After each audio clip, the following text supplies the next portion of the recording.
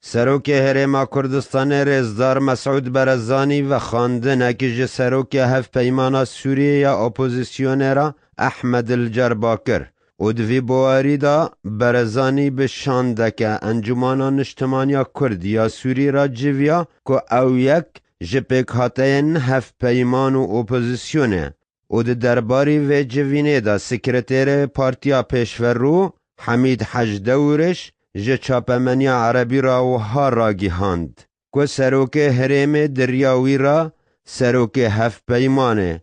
جربا و خاندیه بو هولیره هر وها درویش دیار کرد که آرمانج سردان اوه که هر دو آلی تولیج نواده دیان ببن و هنک مجارن دن بینه گفتگو کرن وکی ریوه بریا دمکی یا هاتی راگیهاندن جه آلی پیاده و چند پارتین دن لروج آوایی کردستانه و درویش چاره سریا یک آلی جبو دوزا کرد لروج آوایی کردستانه رخنه کرد و جه آلی خوا سکرتیر یکتیا سیاسی عبدالحکیم بشار جه روزنامه الحیات را دیار کرد که او پشتگیریا دولتک فیدرال دکن لی بمرجن ده چارچوواکا لحف کرنکا نشتمانی تیدا ماف کردیجی بپاراستن هیجیای ام ببیر بینن